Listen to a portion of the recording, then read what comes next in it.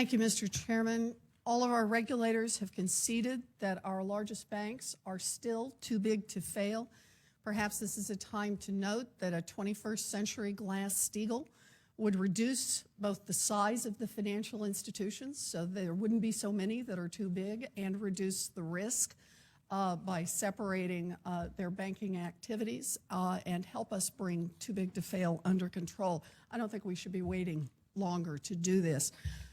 But I also want to talk about another part where we've got you here, and that is in 2013 alone, J.P. Morgan spent nearly $17 billion to settle claims with the federal government, claims relating to its sale of fraudulent mortgage-backed securities, its illegal foreclosure practices like robo-signing, its manipulation of energy markets in California and the Midwest, and its handling of the disastrous London whale trade.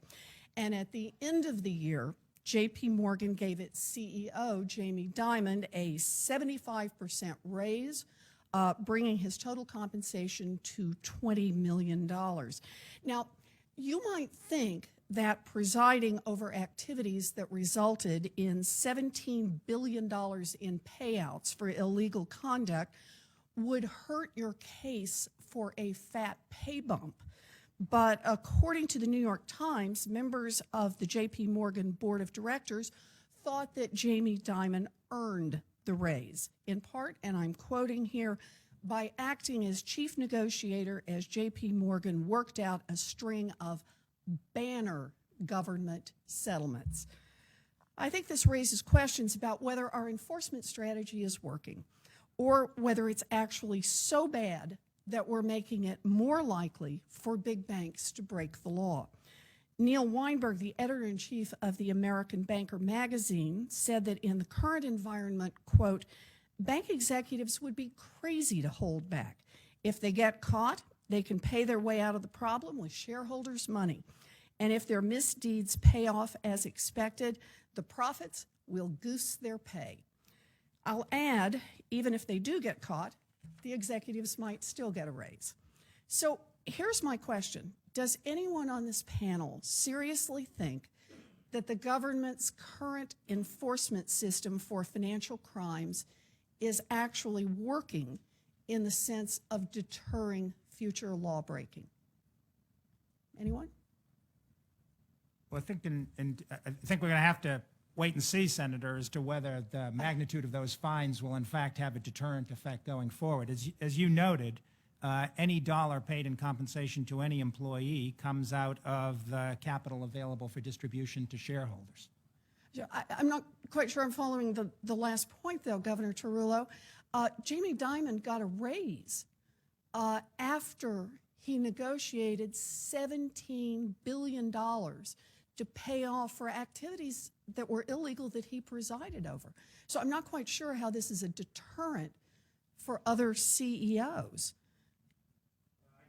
Again, I'm not going to comment on the specifics of that case, other than to make the point that I don't know whether it's going to be a deterrent. I can say from our point of view, we are concerned with the healthy capitalization of the firm, and the question in making sure that no payment of executive compensation or distribution to shareholders threatens that. The issue of between the shareholders and the executive, as long as it does not run afoul of those kind of safety and soundness considerations, that's not something that we get directly involved in. I don't know if you're asking whether you think the fines need to be even larger. So, no, the question I'm asking is whether or not there's adequate deterrence to prevent the largest financial institutions in this country from breaking the law.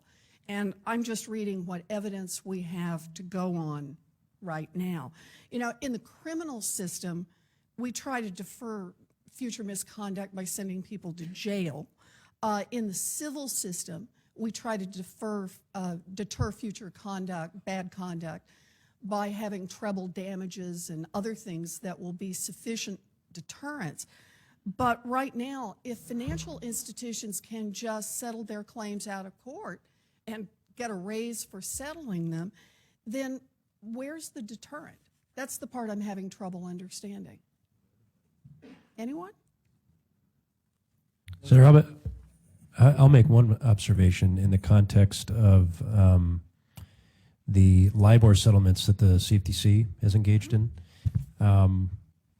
It's been brought to the attention of the agency that a lot of modifications of behavior have resulted as in the wake of those settlements and in the wake of those enforcement actions, which collected more than $1 billion for the taxpayer. I'm not suggesting that there might not be other ways to enhance our enforcement program or the enforcement program of other regulatory agencies, but there does seem to be some modification of behavior that's very, very positive for the markets. Well, I'm glad to see there's some modification of behavior, but we have to worry about this. You know, I want to say I thought that SEC Chairwoman Mary Jo White took the right step when she changed the SEC's no admit, no deny rule so that there was at least less room for financial institutions. But, you know, I guess we can stop this now, but I think the public has little confidence in regulators' willingness to seek the kind of penalties that will actually deter future financial crimes. And I don't blame them. I know that many of your agencies have been starved for the financial resources that you need to be aggressive in your enforcement actions. I know it's tough to go up against a big financial institution that seems to have unlimited resources, but Jamie Dimon himself said on CNBC a couple of weeks ago that J.P. Morgan could never afford a public trial. He said, I'm quoting here, banks have a very tough time doing that. That would have been criminal for me to subject our company to. If Jamie Dimon sees that he could not go to trial and it's totally up to him, this should enhance your leverage. It tells me that if regulators are even slightly willing to take a large financial institution to trial, that will have an impact on future behavior of these financial institutions and on the meaningfulness of any settlement. Until that time comes, I am not confident that our enforcement system is doing nearly enough to protect the public from financial crimes. Thank you, Mr. Chairman.